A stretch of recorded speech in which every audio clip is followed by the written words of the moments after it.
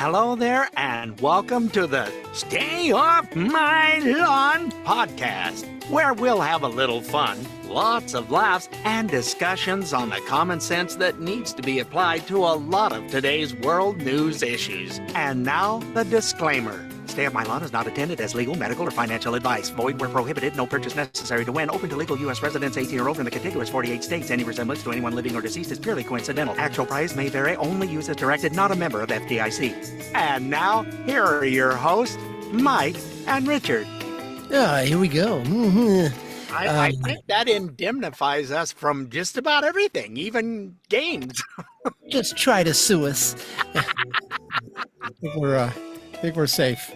But before we get started, I have to, customer service normally is so bad, and we didn't even talk about this off the air, but customer service normally for any company is so bad.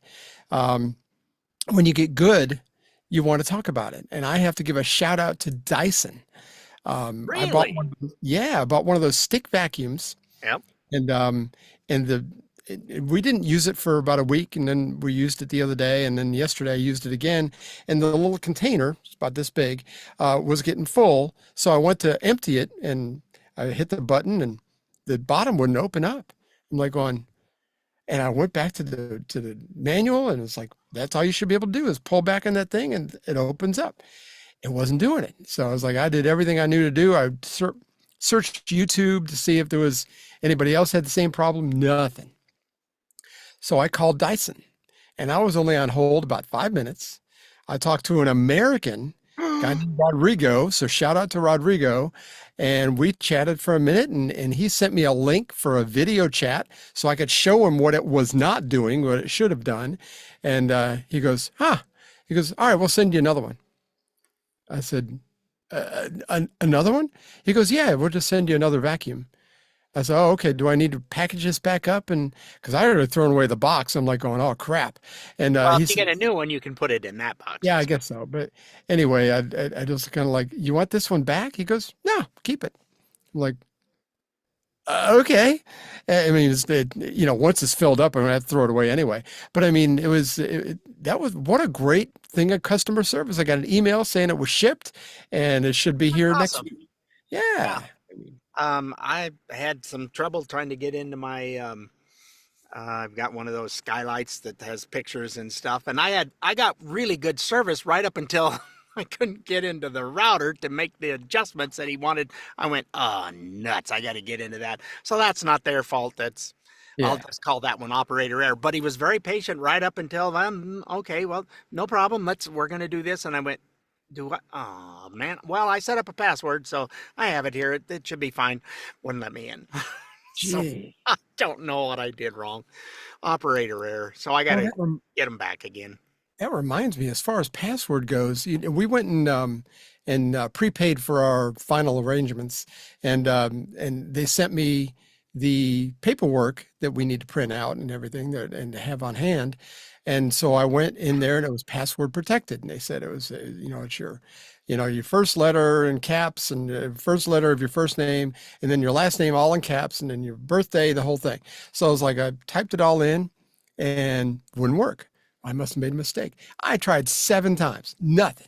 So I wrote him an email, and we're like, so I'm still waiting to hear back. I haven't heard back from them yet, so I'm going to have to call. But yeah, I'm like, passwords suck. They just do. If you don't, just make it easy. 1, 2, 3, 4. Just tell me 1, 2, 3. I don't care if anybody can access my final arrangement paperwork.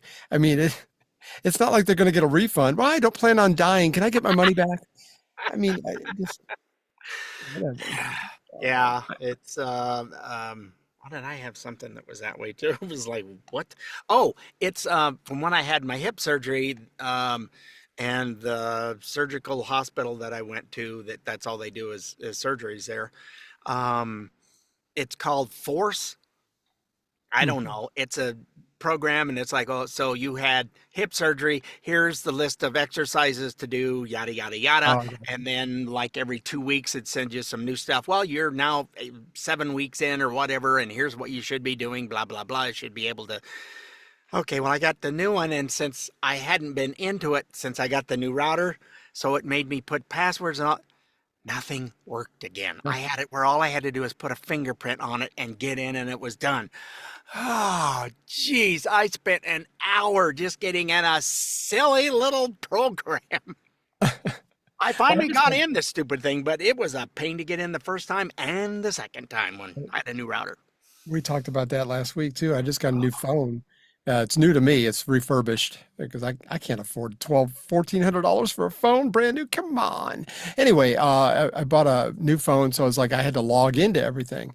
Even though everything switched over, most things you still had to type everything in manually or whatever. So that was kind of that was a 4 hour endeavor to get logged into every. I didn't realize how many things I was logged into Oh on yeah, the it's daggone yeah. phone. We get new phones. As I mentioned off the air, the wife goes, "Well, I got a number of a guy. You want me to give that to you? This is the number of the guy that she has to do her tech stuff."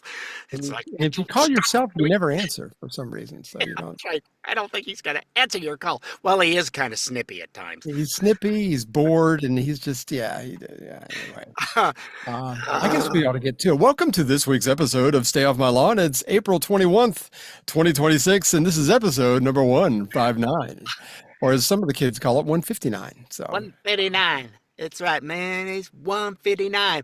I'm yeah. still recovering from 420 yesterday, man. Oh, It that's was right. so 420 cool. was yesterday.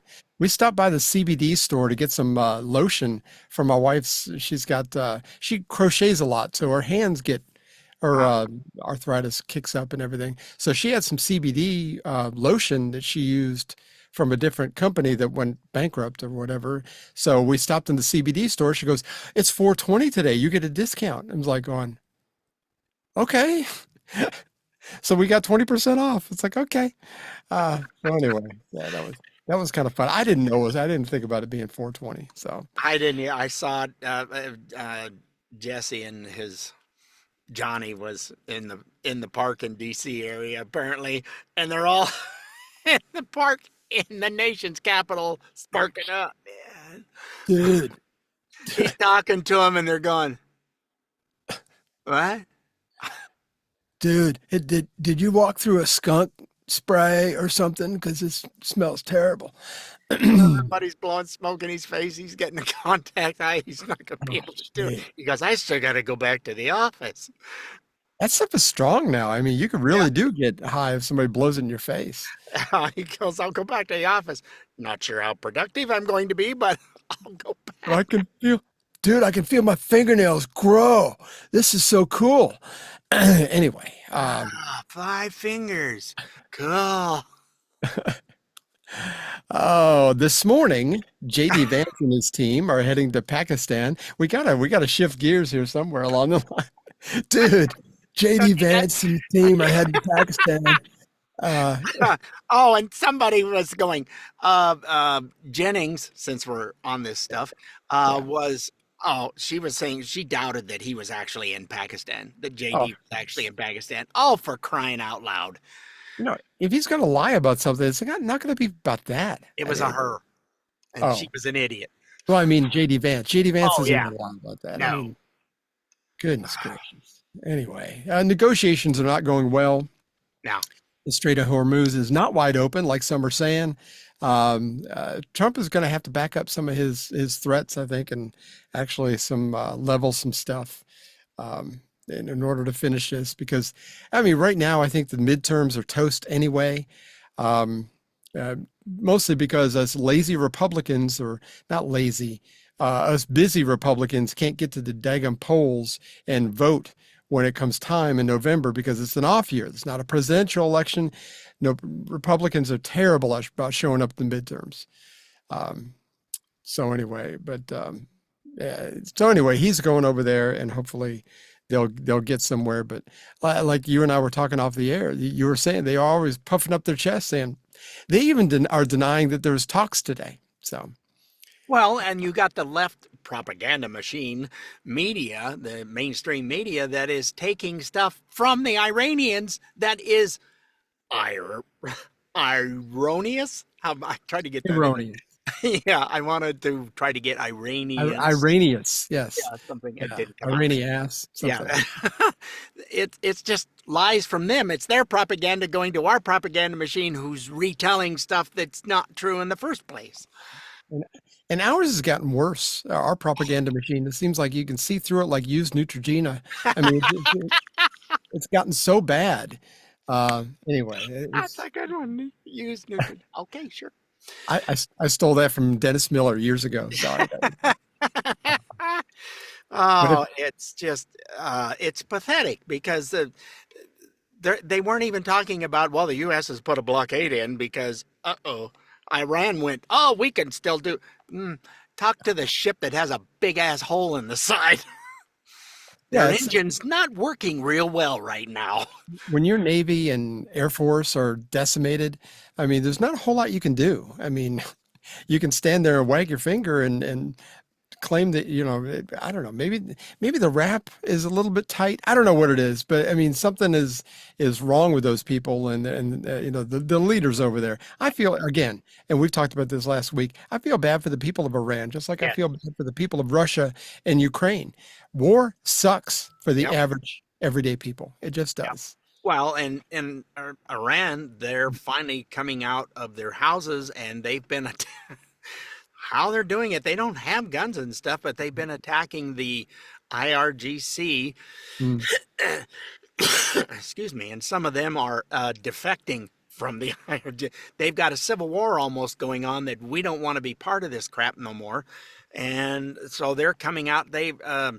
You don't get much coming from like cell phones and that, but every once in a while, someone can get some information out. However they do it, I don't know. But there are thousands of people in the streets this last week, and they were all thanking Trump, as opposed to our media saying, "Oh, and here you're just a no." They're Well, the so Iranian Americans yes, are in the streets saying the same thing. yeah, So, but that doesn't get on the mainstream media. oh They no, they no. won't. No, they won't show you that. Again, Trump is the bad guy because he actually backed up a lot of the rhetoric that the last handful of presidents and people who ran for president have said. And I've actually got a clip of some of that. Some of Hey, these oh, people what a who, night! You are so good at segues. that's what I'm thinking. I can't even sit still. But anyway, some of these voices, I think all of these voices you should recognize. So here we go. This is not a step I take lightly, but I am convinced that instituting a trade embargo with Iran is the most effective way our nation can help to curb that nation's drive to acquire devastating weapons and its continued support for terrorism. These countries understand that the Iranian nuclear issue is a problem and continues to be a problem that must be addressed by the international community. We're just not going to fix it. But just as it restricts the rights of its own people, the Iranian government continues to prop up a dictator in Damascus and supports terrorist groups abroad. Time and again, it has failed to take the opportunity to demonstrate that its nuclear program is peaceful and to meet its obligations to the United Nations. Let's send them money instead. Let me be clear. America wants to resolve this issue through diplomacy, and we believe that there is still time and space to do so. Is there such thing as a peaceful That time is nuclear not unlimited. program? I want the Iranians to know that if I'm the president, we will attack Iran. Whatever stage of development they might be in their nuclear weapons program in the next 10 years, during which they might foolishly consider launching an attack on Israel, we would be able to totally obliterate them. That's a terrible thing to say, but those people who run Iran need to understand that, because that perhaps will deter them from doing something that would be reckless, foolish, and tragic. However, I don't believe non-transparent regimes that threaten the security of the world should be allowed to gain the technologies necessary to make a weapon. And the Iranians have said, we want a weapon. And it's not in the world's interest that they have a weapon. And so we are working hard to continue the diplomacy necessary to send a focused message to the Iranian government, and that is, your desires for a weapon are unacceptable. Don't mess with the men in America unless you want to get the benefit. That's right. And know this, I will never hesitate to take whatever action is necessary to defend our forces and our interests against Iran and Iran-backed terrorists. We're deploying new approaches to the threat posed by Iran, and we're doing so with our eyes wide open and with no illusions. We know the imperative of preventing Iran from obtaining nuclear weapons. After years during which the United States basically sat on the sidelines. Which foreign country do you consider to be our greatest adversary? I think there's an obvious one in mind, which is Iran. Iran has American blood on their hands, okay? This attack on Israel, 200 ballistic missiles. What we need to do to ensure that Iran never achieves the ability to be a nuclear power, that is one of my highest priorities. So if you have proof that Iran is building a nuclear weapon, would you take military action? I'm not going to talk about hypotheticals at this moment. No, we're not going to talk about that. let me take another drink. Wait just a minute. My eyes hurt. I have rolled them so hard. I think I strained them. Peaceful nuclear program, though. I mean, you don't develop a nuclear program that's peaceful. Is that I mean, nobody's threatening Iran. I mean, it's not like America and Russia where we're kind of like, I got a big gun. Well, I got a big gun too. You know, it's like, it's not, they just hate America and Israel. And they've been very clear about that. And they'd like to wipe them off the map. So, I mean, and they're developing nuclear weapons. It's like, you know, we've had this bully on the block, park his car on the grass, on our grass for so long. And everybody's like going, you know, he shouldn't be parking out there. Finally, somebody goes out there and says, move your truck. And everybody's like losing their mind. So I did hear something about this. A peaceful nuclear they were supposed to be using it to build nuclear power plants to have better electricity and all that kind of stuff. Yeah, that's refined differently than the uranium. Well, that's why they have to. They are enriching it to make it so it goes boom and not boom. But you know, it takes the low IQ people that have not read about any of this stuff and go, well, that makes sense. No, it doesn't make sense because you have not obviously done your homework, and enriching uranium for a nuclear program is different than uranium for nuclear power plants. It's completely a different process. It's lower grade, and that will go to the power plant. But now you take that lower grade stuff and you keep working on it to enrich it, and it takes a while to do that to get it up to boom status. It takes a couple of years. Hillary was really happy to send them all that uranium. I know. It's just wasn't that kind of pallet of cash. I mean, there was that pallet of cash at $6 billion, was it? I mean, yeah, it took 2 747s to take all the cash over. Isn't that crazy? Just crazy stuff. Anyway, nobody talks about that. It's like you have to go find that stuff in different. It's like, wait a minute, this really happened, and yes, you can find it. Well, the news media stopped talking about it because it didn't make the Obama administration look good. So they trashed it, and it's hard to find now. Oh, Obama was one of our best presidents. Because we love Obama. Yeah. Anyway, last Wednesday was tax day. And if you're wondering where the government gets most of its money bracket-wise, and, you know, I've heard numbers about all this before. I had to look it all up. The most recent numbers I could find was from 2022. And it showed the top 1%. And I think more recent numbers show the top 1% pays 50% of total income. Right, taxes. 50, yes. Yeah, but from 2022 it shows 40. Now 2022 we're recovering from the whole COVID lockdown fiasco and all that too. So keep all that in mind. But these are hard numbers from 2022 that said the top 1% paid 40% of the total revenue, which was $854 billion. To the government. The top 5 to 1% paid 21% of the total revenue, which ended up being 448. Go all the way down. The bottom 50% paid 3% of all the total revenue, which ended up not being but $64 billion, which I think the most recent numbers showed the bottom 50% paid almost zero. I think it was a lot less than 3%. Yeah, the bottom 15, 20% doesn't pay any taxes at all. Yeah.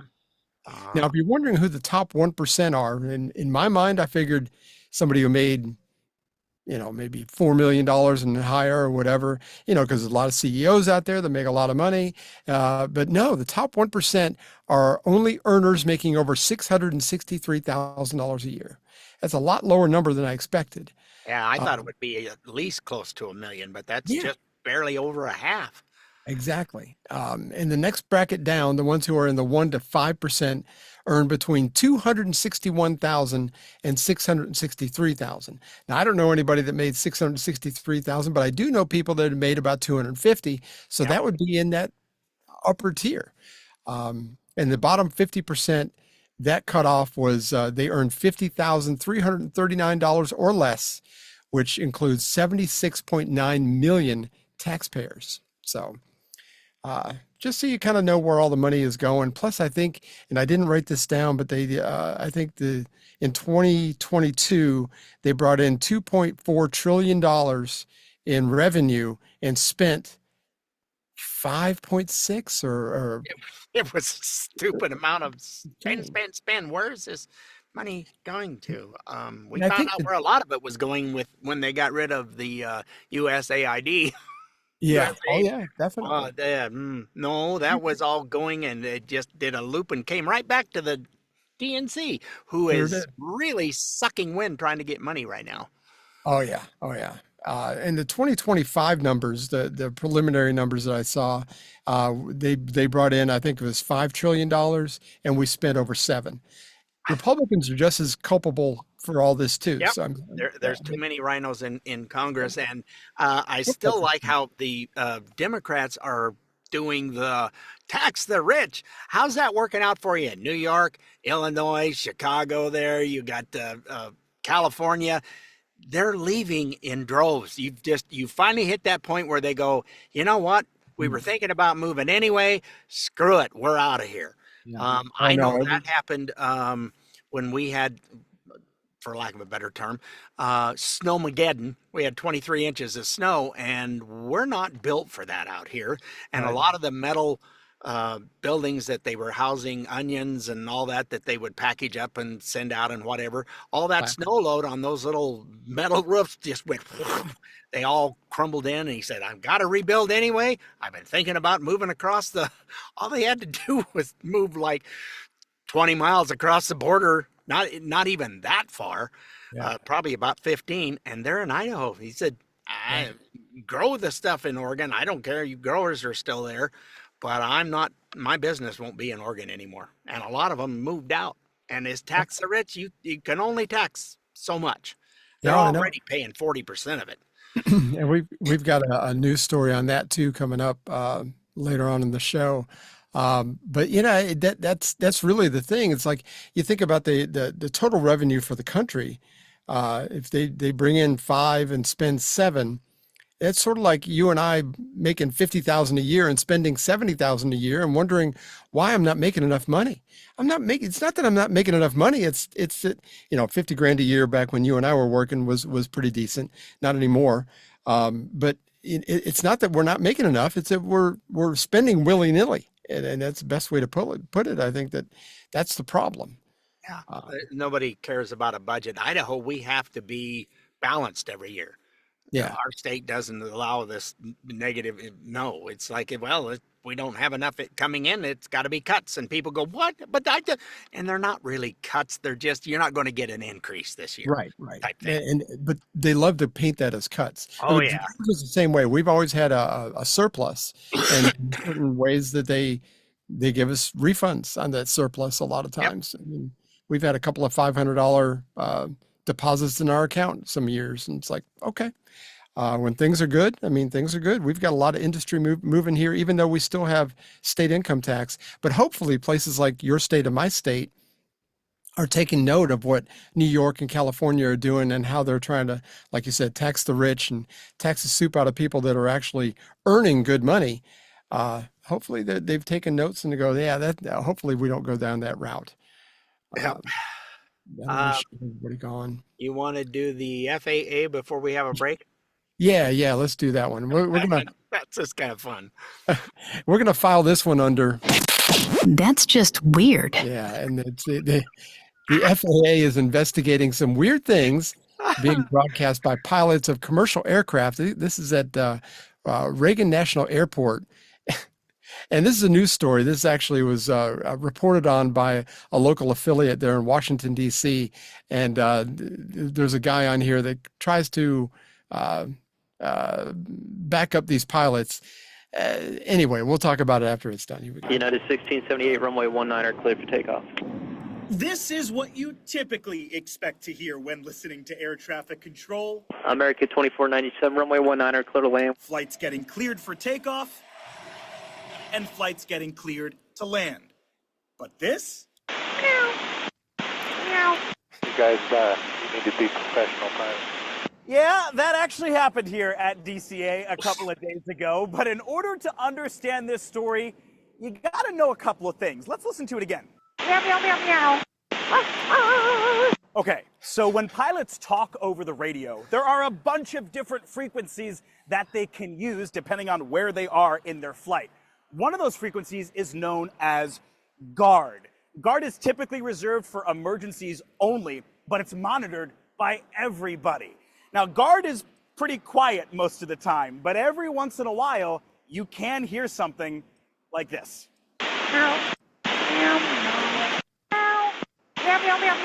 Is it against the rules? Yeah, but doing 56 and a 55 is against the rules too, but doesn't really impact much. That is Steve Abraham. He was an air traffic controller at New York's JFK Airport for nearly 3 decades. He was known for his fair share of banter over the years. Which way would you like us to face? Face the front, sir. If you're flying looking at the passengers, they get very concerned. The airplane was smart enough to get here, but getting to the ramp is the challenge. So what does he think of the meowing and barking? Certain people in the aviation profession, and I don't begrudge them this, expect it to be completely buttoned up 105% of the time. At the same token, I'm sure the people who were meowing and barking back and forth, they're incredibly professional. Professional or not, the FAA says it is now investigating, telling NBC News that pilots are prohibited from engaging in non-essential conversations when they're below 10,000 feet, and that conversations must be related to the safe operation of the aircraft. They were just having a momentary joke. Sometimes a little levity reduces tension. Meowing is a joke? I mean, I'm not sure I get it. It sounded like they were having a cat and dog. I know. And off they go. It's like, what? It's just weird. And they went to this one frequency. Now, when I was in the Air Force, we did air traffic control. We had local frequencies and we had ground frequencies, and we had backups for everything. But I don't remember anything called GUARD, and maybe that's something new that has come up, and maybe it was because it was military, we didn't have it. But I don't remember anybody saying anything over the air that was anything other than mission related or flight related. That's new to me. Now, did we do it when I was in the warehouse moving pallets and everything? We used to get on the radio and we used to have trivia night, and we would kind of go back and forth, and it was music trivia, and it was fun. My buddy Dave ran it, and it was all 2 or 3 nights a week. We would do music trivia. It kept things light, and I get that. But I think when you got a huge plane full of people, I think the last thing you want to do is just maybe fool around like that. I don't know. As they say, yes, I have 147 souls on board. Yeah.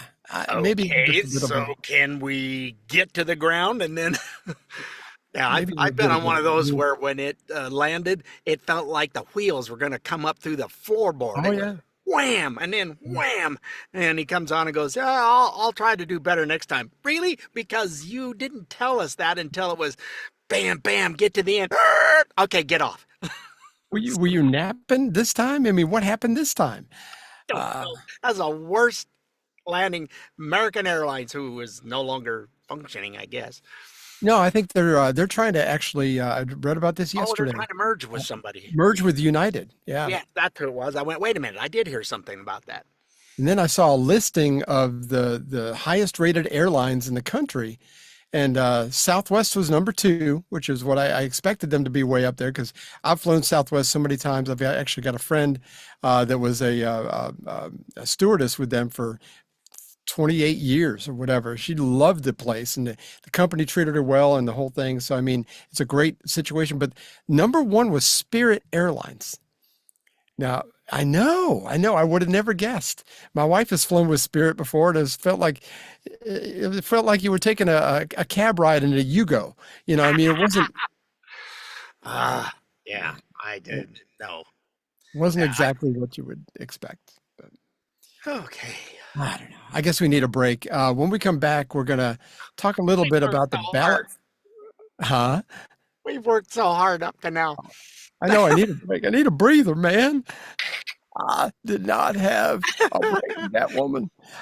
Anyway, so we're going to take that break. And when we come back, we're going to talk about the videos and everything from the ballot frauds that happened all over the country in 2020 and what's being done about it today, which you may be surprised at. So hang in there. We'll be right back.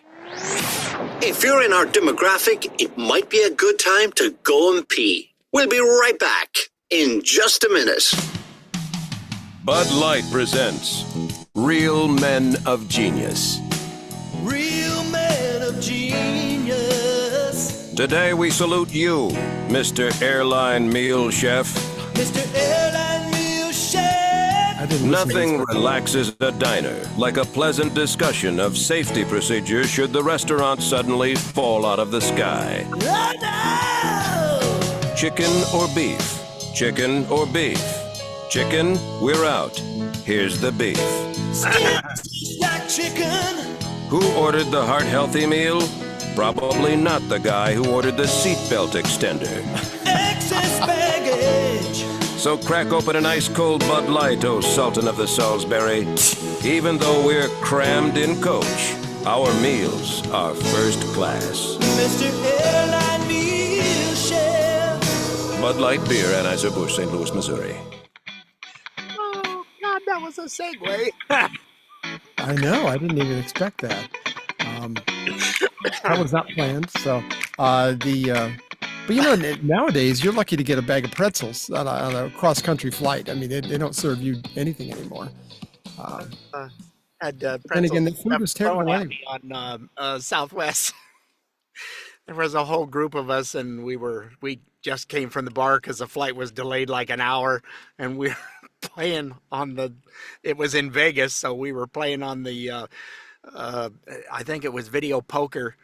And so we'd go, oh yeah, I won here, and we'd just keep passing the money around till we were virtually broke. Nobody had any money left, and then it was time to get on the plane. So That's the way it works. Yeah. Speaking of Vegas, the last time it was the second to last time we flew Southwest. We went to Vegas, and it was during 2022. No, was it the end of 2021? I think it was. But it was during the whole COVID. Everybody had to wear the mask. It was like we had our pretzels. They said you could only pull your mask down in order to take a sip of drink and eat your pretzel. So I'm taking these little. Yeah, exactly. I'm like, but I'm eating like a squirrel. Mm-hmm. But I mean, you know, and we were right up front because we got on there early, and it's like, and the stewardesses were cool. I mean, they were like going, yeah, and so they knew nobody else could see us because we were like facing a wall because we were right there in the front, and I was like, okay, so yeah. That was fun. Speaking of Southwest, I think we're going to fly to Houston again in another week or two. Well, I just had a big special thing come up, so I'll check and see what flights are to go see the daughter's family in Hooky Lao land. At Hooky Lao. Nice. Yeah, we're going to. Yeah, Where's that at? Southwest, Oh, that's Hawaii. Never been they're there. having a sale. I saw I got the text yesterday. They're having a sale. So I'm a little bummed that it doesn't include bags, but whatever. We'll pay for it. I didn't read that far in, but yeah, they're having a sale. I forgot what the code was. Hopefully I can find it. But anyway. Yeah, I saved it so I can go back to it when I'm done yabbering with you. Yeah. Send it to me. I make our videos.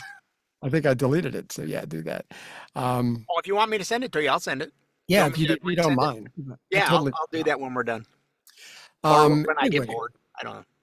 in the 2020 election, you remember it was just completely jacked up, and it was like, especially Fulton County here, just south of me, those people were blatantly, even though they knew they had to know cameras were there, but they blatantly pulled ballots out of boxes and ran them through at 3 in the morning when they were supposed to have abandoned the building because there was a flood. There was no flood. But anyway, it was happening all over the country. You even talked about videos of people in New Jersey and New York that were going Yeah, around. there was a gentleman that they sent him up to New York. He goes, "Why would I be taking ballots down to Pennsylvania?" He was questioning it. This doesn't make sense. It's like they were giving him a look, and he said, "I just stopped asking questions because you don't have ballots in New York go to Pennsylvania. There's no reason for it." From a post office, I might add. Well, you stop asking questions when they look at you like they're Mike Clinton you. I mean, Yeah. you just don't know.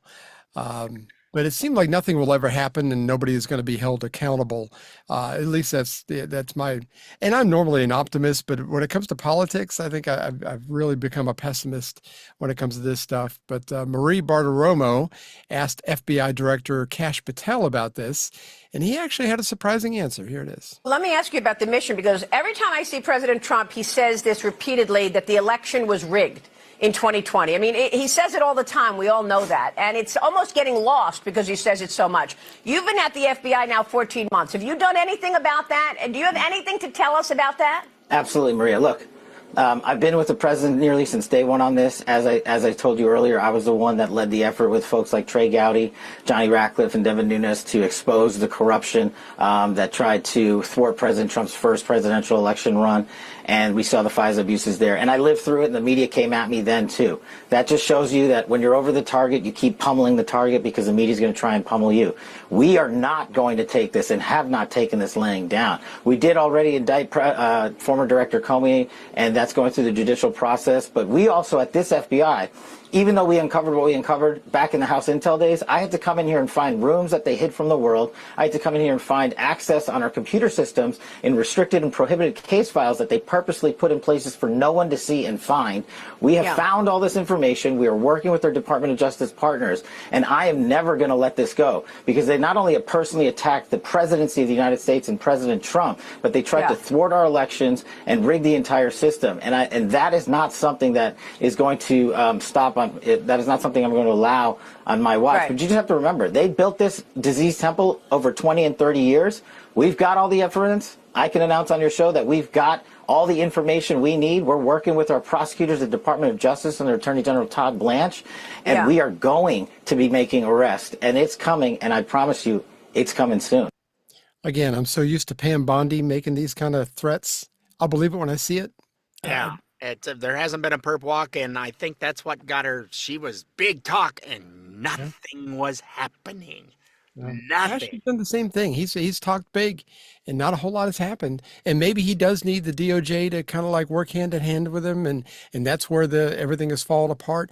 I don't know, but hopefully. There was no way that Mr.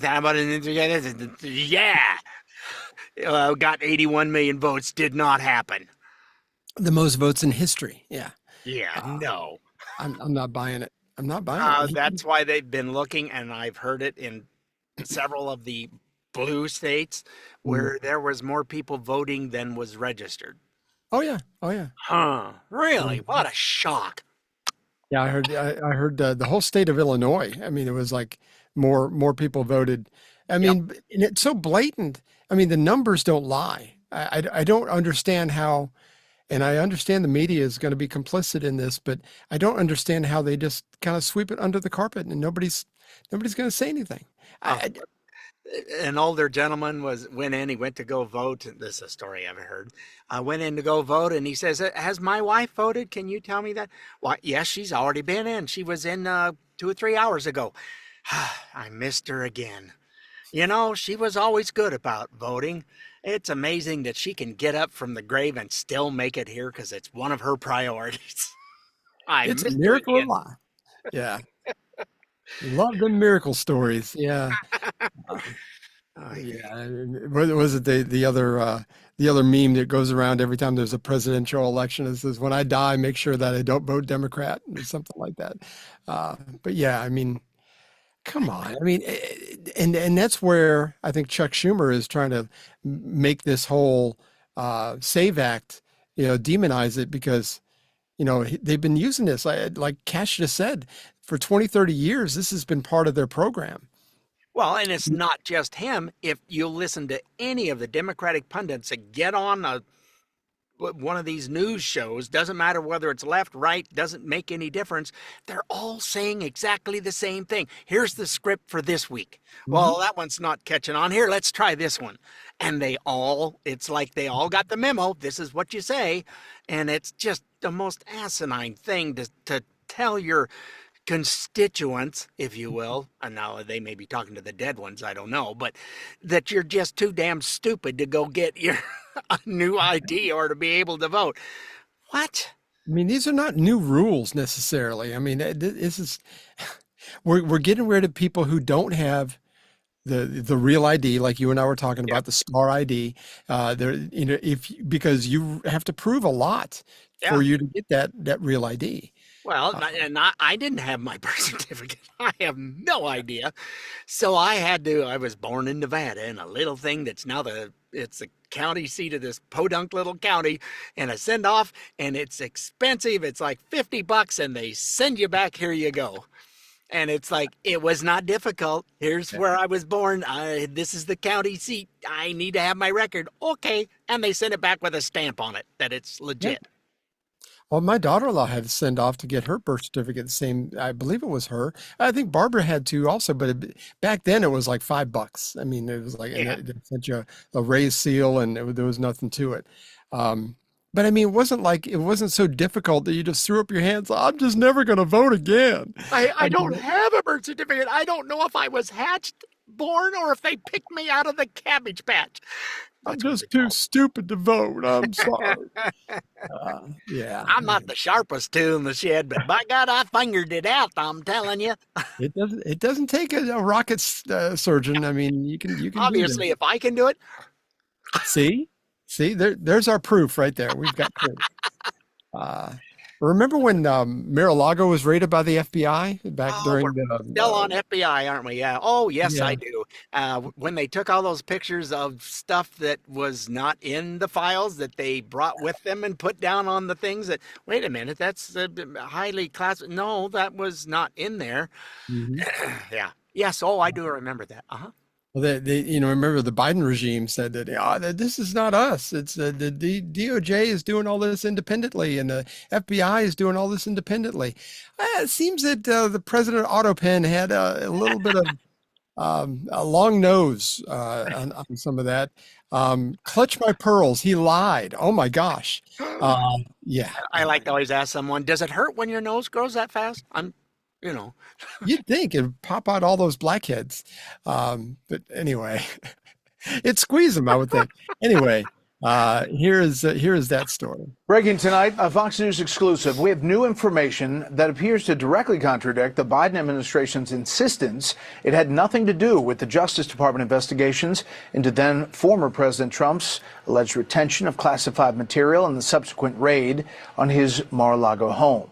Correspondent David Spunt has details tonight. Good evening, David. Brett, good evening to you. These emails obtained by Fox News paint a different picture of the relationship between the Biden White House and the Biden Justice Department. These two offices made it clear at the time, at least publicly, they were not connected and stayed away from any political interference. However, new emails obtained by Fox News from May 2022, 3 months before Mar-a-Lago was raided by the FBI, illustrates coordination between the White House counsel's office and the DOJ regarding an interview of Walt Nauta. Now, remember, Walt Nauta is a current White House aide to President Trump, who was then former President Trump's aide in Florida. Nauta was later charged alongside Trump by special counsel Jack Smith. The May 10th, 2022 email reads in part, coordination with DOJ and White House counsel are in work to start the process to confirm and interview current administration employee Walt Nauta. This event is dependent upon the timeline of President Biden's brief decision and coordination between White House counsel and DOJ, and in turn, Evan Corcoran's position on the override of privilege assertion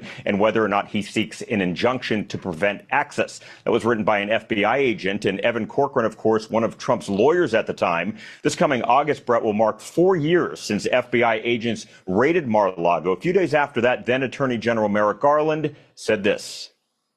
I personally approved the decision to seek a search warrant in this matter.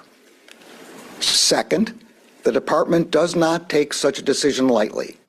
And we're getting new reaction to these emails. Judiciary Chairman Jim Jordan in the House says in part, it's always worse than we thought. These newly released documents confirm that the Biden DOJ's raid on Mar-a-Lago was politically motivated. You know they were politically motivated. What? Not politically motivated? The emails say something different.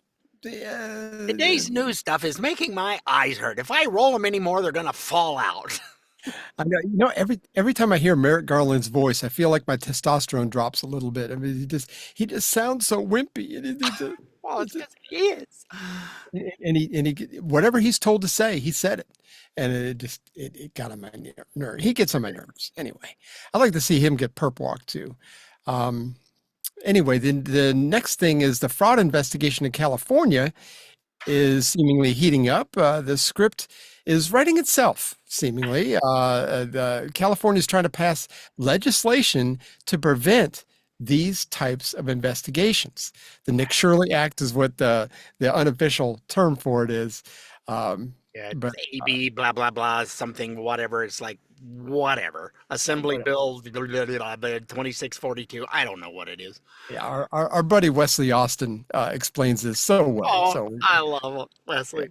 There he is. What state would make investigating fraud illegal? A proposed bill in California, which some people are calling the Stop Nick Shirley Act, would increase legal penalties for sharing personal information about immigrant service providers, including up to $4,000 in damages, fines of up to $10,000, and up to 1 year in jail. Nothing says we have nothing to hide like making it illegal to look. California already has the highest taxes, the highest cost of living, and now the highest penalty for journalism. They're really going for the trifecta. The bill's author, Mia Bonta, says that the measure is needed to protect immigrant service providers from rising threats and harassment in the current political climate. Rising threats and harassment, also known in the journalism world as questions. So the immigrants being harassed. So it sounds like illegal immigrants. They dropped that part off. Yeah, they're not illegal. They're just immigrant. No, that's no. I just love the way he puts stuff in that little glint in his eye and that look that goes, and really, he's really entertaining. Yeah, he's good. He's awesome. Yeah, look him up on Instagram. He's got things that come out almost every day. It's they're really good. You'll see his little stormtrooper in behind him. Oh yeah, he's got three of them back there. I think. Yeah. I saw yesterday Nick Shirley was talking to he goes, oh, that's not my bill. He was in California trying to talk to an assembly guy, whatever. He goes, oh, that's not my bill. Well, you're the co-author on it. And then the guy just shut up, didn't say anything, and then was like pretending he was talking on his phone and just went off and left him. Can't believe somebody asked me a question and actually did their homework. Well, it was Nick Shirley asking him. You think if it's named after him, he's going to find out what's going on. And by gum, he did. Who knew he could do that? Because he's a smart dude, is what it is. Yeah. Yeah. But in California, it doesn't take. I think they set the bar kind of low in California as far as intelligence level. Because, for the bar in California. Yeah. Speaking of California, more major companies are saying bye-bye and leaving. They're having a hard time. I think I said this last week. I'm having a hard time keeping up with the U-Haul supply out there because people are. It costs twice as much to rent a U-Haul to leave California than it does to go into California. Well, they want to hang on to them because you can't get one. It's tough. But anyway, here's how a local LA Fox affiliate reported on the latest company and how all that fallout goes to leave California. Home building giant KB Home is the latest billion-dollar corporation to exit California. KB Home announcing plans to move its global headquarters from Los Angeles to Tempe, Arizona next spring. The move is aimed at lowering operational costs, with their CEO highlighting the Phoenix Metro's business-friendly climate and lower cost of living as pivotal factors. They join other corporations like Public Storage, Realtor.com, and Yamaha, who are all left seeking relief from California's high taxes and regulatory hurdles. Leaving California might be a sad story for some, but for those who actually pull the trigger, the financial payoff is actually pretty massive. So according to a decade-long study from UC Berkeley, people who moved out of state saved an average of $671 every single month on housing and were nearly 50% more likely to own a home within a few years. And it's not just lower-income residents on their way out, but also wealthier folks from places like the Bay Area who are headed to more affordable spots like Arizona or Texas. The data shows that those leaving often have twice as much student debt as their neighbors who stay, suggesting that for many, moving isn't just a choice, it's the only way to finally stop keeping up with the Joneses and to actually afford a life. The American dream is unaffordable in California. You know, Yeah, that's the $671 a month. You're talking $8,000 a year. a lot of money. That's like over half of a house payment. Sure. You know, where you only got to come up with another $500-600 or whatever it might be, in certain states. So I just saw yesterday that, speaking of moving and imports, we're getting way too many, and they come in here and go, gee, the traffic here is just as bad as Los Angeles. It's because all you morons moved in like here. 6 years. The roads weren't, you can't build them that fast, people. Nuts. But anyhow, Idaho is number 7 with a bullet for hating imports. We are rude and don't care for imports. You're not from here, you're not going to be welcomed very well. Oh, and we've got our share too. It's like once you get south of my county, which is a little bit, well, we're 55 miles from Atlanta. So once you get south of my county into the next one, I mean, it's hard to find anybody that was born and raised in Georgia. I mean, most everybody that lives down that way, I think they're, if you're from New Jersey or New York or Chicago or whatever, you're used to kind of the hustle and bustle, and you want to be where all the traffic sucks, apparently, because that's why you move there. The traffic in my little town has gotten out of control. In the last 30 years, it's incredible. So, I mean, I just can't. The Democrats, despite this, it's like, can you idiots not see this? Tax the rich. Well, it's not working out. Almost all of the financial district is packing up and saying bye-bye. New York's not going to have anything left. It is leaving as fast as they can put it in a U-Haul or whatever they're loading their stuff into.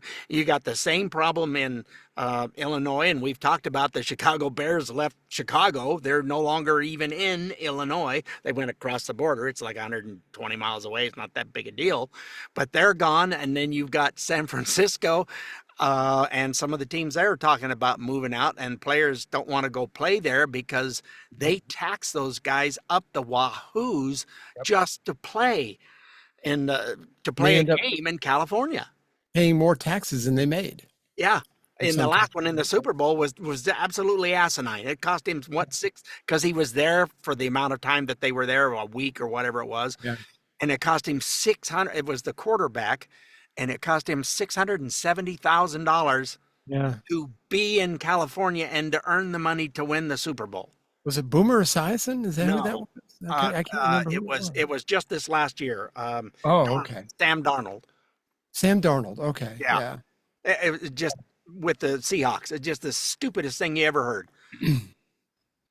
So yeah, they're not wanting to go, but keep taxing those rich people, and pretty soon, just like the Iron Maiden used to say, Margaret Thatcher, that pretty soon socialism, you're going to run out of other people's money. And guess what's happening in London right now? In England, they're running out of, because there's all these people moving in, sitting on their butts, going to welfare. You start taking the money away, and guess what? they will leave or get a job or do something. I think part of the reason why these people get elected too is that, even back in the 90s and maybe even into the 80s, you had this class warfare that the media perpetrated and politicians tried to push out there too. And it's the people who make a lot of money, they're the enemy. They're terrible people. And they're not paying their fair share, which we already went over the numbers. Oh, they're paying their fair share. So, I mean, even if everybody paid 20% a flat rate, I mean, if you made more money, you're paying more. So, I mean, and it graduates up anyway. So I think right now the marginal tax rate for the rich is 37% or 36% or something, where people like you and I are paying more like 21, 22. But well, now that I'm retired and everything, I ain't paying squat. But it's that class warfare, this tax the rich, like was on AOC's dress. It's like, this hatefulness to people who have a lot of money. Man, it's always the people who have a lot of money who hire people like me. Yeah. I mean, and if you want to have a lot of money, sacrifice the way they did. Yeah. Some of these tech guys would there would be 5 or 6 of them. They would sleep on the floor, on a couch. They would be there 24 hours a day working. They would rest a little bit. Eat some pizza is all they did for 1-2 years. That's it. They worked hard on it and they sacrificed relationships and everything to do that. Well, you can do that too. Oh, I don't want to do that. Well, then shut up. It's too much work. I want to play Call of Duty. Yeah. Anyway. Well, speaking of lies that people buy, you remember E. Jean Carroll? We haven't heard that name. Unfortunately, yes, I remember.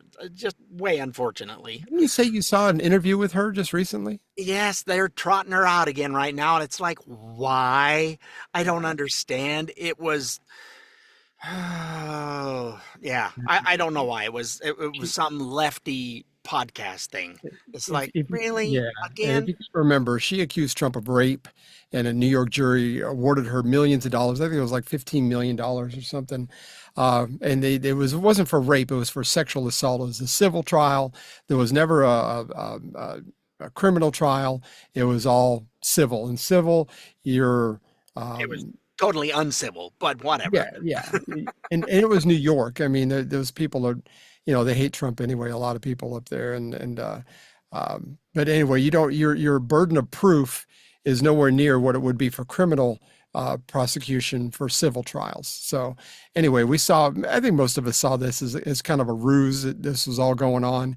She said that he assaulted her and you and I were talking about this off the air in a dressing room in a department store while it was open. And like, what the hell's he doing in a department store? Exactly. And back at do you think he's going to go back and try things on? And why would he even be back in that? Why would he? And then they come to his office with clothes, I would imagine. I would venture a guess. And somebody, and I don't know who it was, I can't verify it. Shame on me. I don't have the receipts for this, but somebody was saying that scenario is exactly like an episode of something that might have been on Law and Order or something, one of those cop shows like that. And it's like, yeah, it's pretty hinky when you're here, use this scenario. Nobody will know. Yeah. Well, a whistleblower has come forward, and and we don't know the veracity of this. We don't know how true any of this is, but he's come forward and it says that the officials from the DNC met with her before all this happened and gave her $10 million. Holy crap! Yeah, and on this tape, supposedly there's a tape out there. She admits to have never even met the man. So anyway, we'll have to wait and see if there's any lawsuits from any of this. Again, I'm pessimistic at best, but at best, it's like, I saw her. It was on some lefty podcast, popped up, and it's like, no. Why are they trotting this loony bin out again for? Oh well. I mean, if you're Trump and you're of questionable morals, maybe, I guess, if you want to put it that way, and maybe that's the way he was, or maybe that's the way he is. I honestly don't know, but seems like he could have had any number of women of the evening sent to his office to do whatever he wanted to do. I mean, why would he go assault somebody that works at a department store? It just, none of it makes any sense. No, it doesn't. And I think the whole thing's on appeal anyway. She ain't getting a dime. No. Trump says it's going to cost more to fight it, and he goes, "I don't care. This is wrong." Yeah, and doesn't and if there's any veracity to this whistleblower's claims, then this would be perfect evidence for his fighting it. So, Yep. I don't know. Yeah, that was just, I think it was yesterday that I happened to say, I didn't even want to, it's like, I don't want to hear her talking. I don't care. She's just a nutbag. Absolutely. Well, we need a palate cleanser. Oh, please, after the last one, there's a bad taste. Ugh. You sent me a good one. This is the rest of the story about someone who showed more grace and kindness than I would ever expect to have seen. But Paul Harvey told this story, and I absolutely believe it. So here is Paul Harvey and the rest of the story. The rest of the story. Paul Jennings never knew what to expect when he visited Dorothea. She could be sick, she could be starving. The old woman seldom complained about anything, so it was important that Paul see for himself. This time was no surprise. The widowed lady greeted him warmly at the door as usual. Her large eyes always seemed to be smiling, and just as predictably there was no food in the house. "But how are you?" Dorothea wanted to know, bubbling with anticipation of some story from the outside world. Yet it was difficult for Paul to talk about himself at times like this, with the poverty of his aging friend wrenching his heart. And still, news brought its own kind of cheer to Dorothea, so Paul would regale her with where he had been and what so-and-so had said about this and that. He made as little as possible of the big market basket brimming with groceries, which he invariably brought when coming to call. He always spoke of something else as he tucked it inobtrusively in a corner of the bare kitchen. Dorothea, as was her custom, accepted this charity gratefully and gracefully. Paul would study the woman's eyes for self-consciousness or a trace of hurt, and was much relieved by their absence. In the moments before they parted, the old house seemed even older and colder and emptier. At the door, Paul turned to Dorothea. "Are you sure now that you're all right?" And she nodded sweetly. But Paul was unconvinced. He reached into his pocket. He withdrew some folding money. His friend must take this, he insisted, just in case. The old woman laughed. "Nonsense," she exclaimed, and gently pushed Paul's hand away. But Paul refused to make light of this. "For old time's sake, then," he said, and tenderly he pressed the cash into her palm. It was then that the tears welled up in those large, smiling eyes. The words "thank you" caught in her throat. Paul turned and was gone. He would visit many times again between then and the end of their earthly friendship, and each time he would bring groceries and common necessaries which Dorothea could not afford. Paul Jennings could only imagine what it was like to go hungry, for personally he never had, and for that he owed Dorothea and her husband, now many years deceased. He owed them. From them he remembered only kindness. Even though once upon a time Paul Jennings was owned by Dorothea and her husband. Yes, I do mean to say he was their slave. And yet so well had Paul been treated even as such that long after he became a free man, he returned to his former owner to look after her needs, to watch over her, even to feed her and give her money through the interminable time after the world had turned its back on the impoverished widow. In school, you learned much about a grand Washington hostess, the belle of every Capitol ball, Dorothea Payne Todd Madison, First Lady, gracious Dolly Madison. And you may have wondered whatever became of her when the music stopped. Well, now you have met the man who came to her in her silence. Now that you know the rest of the story. Wow, that's good stuff, right? Yeah, I mean, and that story does not fit the lefties' narrative of all slaves were treated horrible, every single one of them. That's not really the case, but And it was just so few people that owned slaves. I mean, it was only the ultra rich that owned slaves. And, that doesn't fit their narrative either. They don't want to talk about that. It's like all whitey is to blame for all that. Slaves than the whites sometimes. So, anyhow, yeah, I thought that was one of the best ones I'd heard. It was fantastic. I'd never heard that story. It was very heartwarming. Yes, very much so. And for you to extend that kind of grace, that only comes from God. I mean, that there's no way that humanly you can conjure up that kind of forgiveness and that kind of love. I mean, and he was always treated well, and like he said, he'd never known hunger. He was always fed and taken care of. So, yeah. Anyway. I think we should all be grateful. I've never known hunger, and I don't think you have either. And so I'm very grateful to have been lived in this country and had some very, very, very lean times, but we never went hungry. We always ate. Make it work. We always ate. Well, we hope you were somewhat informed and had fun like we did. Don't forget you can find us on iTunes, Spotify, iHeart, Amazon Smart Speaker, Rumble, or wherever you find those dadgum podcasts. Those dadgum pesky little podcasts. Always nipping at your ankles. They're everywhere. All right. Are a pain. And if they're too much trouble, just go to our website, the good old website of StayOffMyLawn.us for all our past and present episodes. And we will see you next week, folks. We will be back, and you can see our number and our email is down below here, people. It'll be there for you to see. There you go. Thanks again for listening. We appreciate each and every one of you. Be sure and tell a friend. We like to have a lot of fun with this. So thanks for listening. Well, we had fun and hope you did too. The opinions heard here today are not those of anyone other than Mike and Richard. If it made you laugh or go, or even, then we've done our job. Sort of. Well, mostly anyway. And if we made you think about things in a common sense manner, we welcome you to the club.